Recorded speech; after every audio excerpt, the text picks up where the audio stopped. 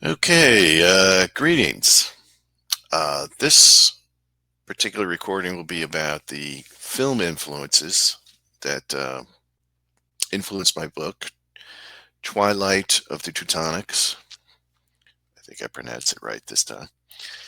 Anyway, there's not only film, the books I did last time, and there was quite a bit of films actually that influenced it, and I kind of paid um, some. I basically paid kind of homage to the films in certain kind of scenes in the book. So I'll go over it. The first one is actually it's interesting, kind of cool synchronicity here. If I can get the light here, um, the Twilight Zone, and the episode was just for here. This is the definitive uh, edition, and the film is the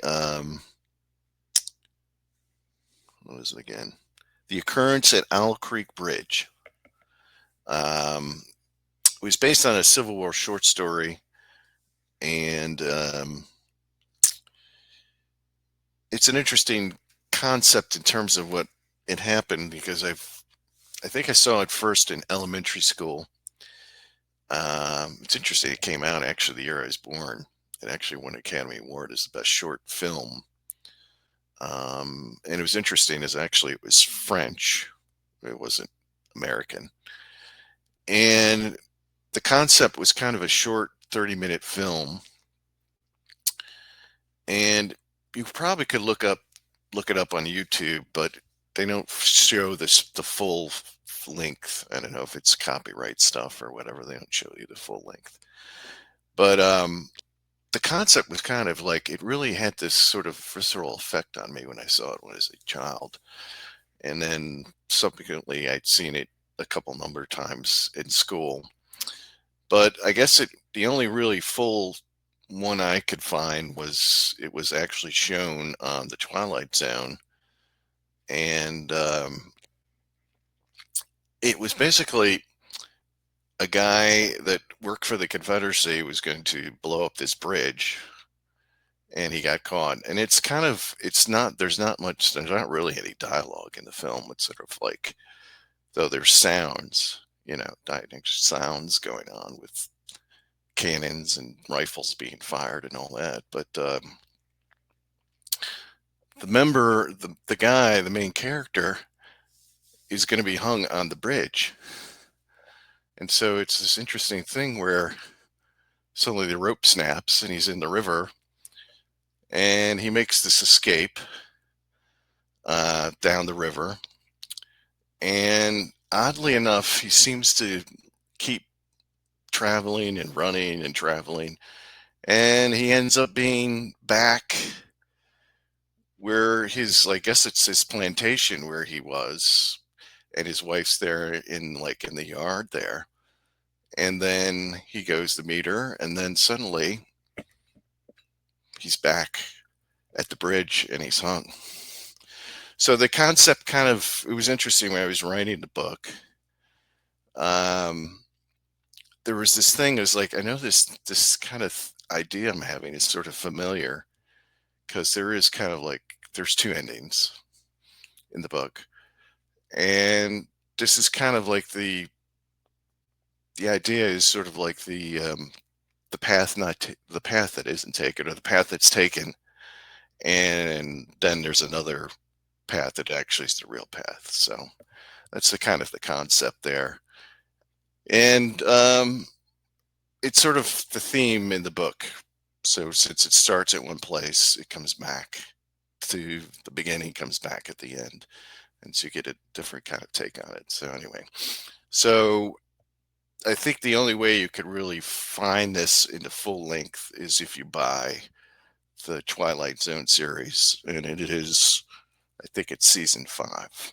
So anyway, I will try to get some links I don't know if they actually sell it on Amazon or not, but I'll try to see if I could find some link for if you want to purchase it. The next one, this is the weight here is not so good. Maybe this is the attack on Fort Ibn Amal. That sort of is a prominent battle that's in the book. Wolf participates, so he's a fictional character. He's a sort of a composite of a couple of paratroopers, and this one goes fully into it.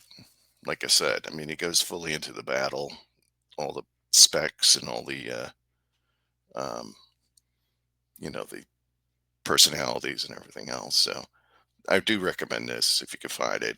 And like I said, I'll see if I can have a link in the below. Then this one kind of deals with the occult of the Third Reich, which is pretty good. Goes in the concept, particularly the second one, the whole kind of blood and soil thing that I kind of focus on in the kind of relate to the whole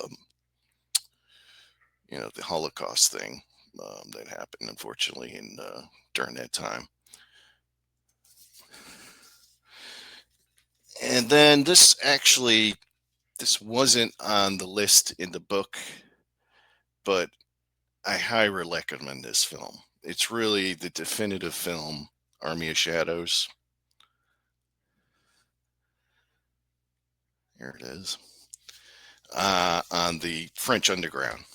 It was directed by Jean-Pierre Melville, who actually participated in the underground during the World War II. And he's one of my favorite directors. It's an incredible film. You really kind of feel like you're there with how they kind of he presents the whole story and stuff like that. So, and then we'll go into some Hollywood films. This was Steve McQueen. Hell is for Heroes. And I know this light is not good. I might have to darken things.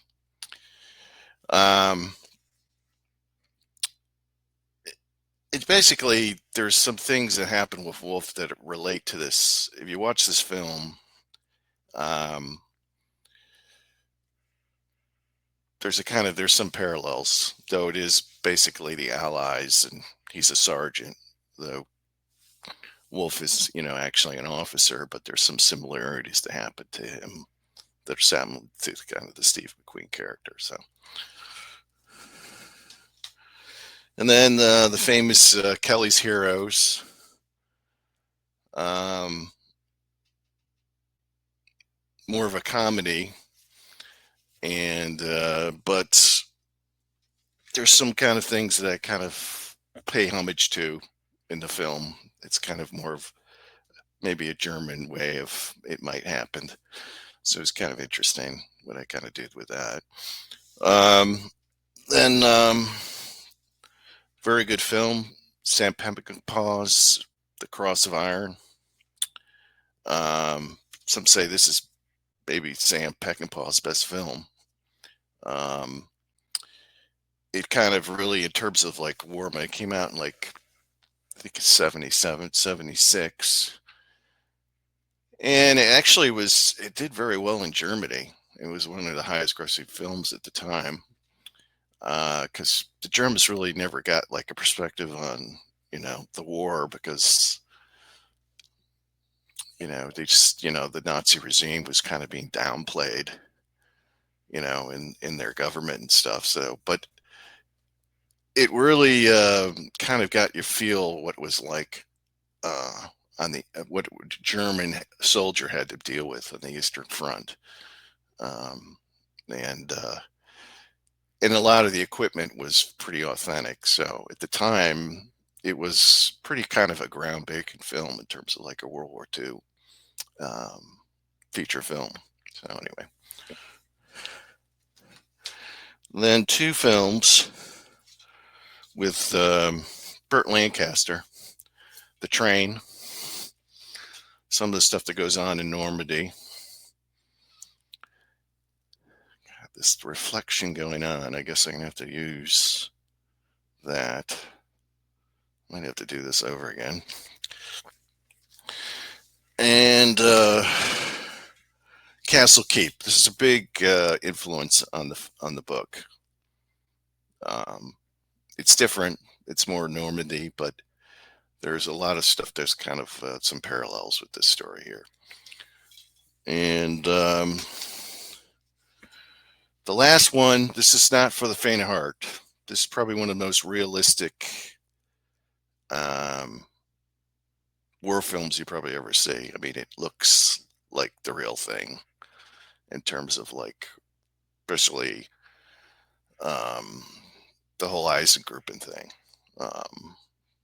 This is kind of, it was a big influence with the whole thing with Wolf dealing with the whole Eisengrouping thing.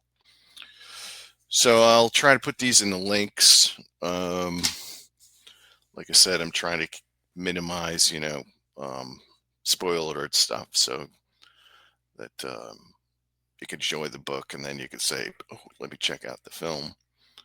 And I think that's it for now. I'm glad you watched, and till next time, till I figure out something else I'm going to say. All right, take care.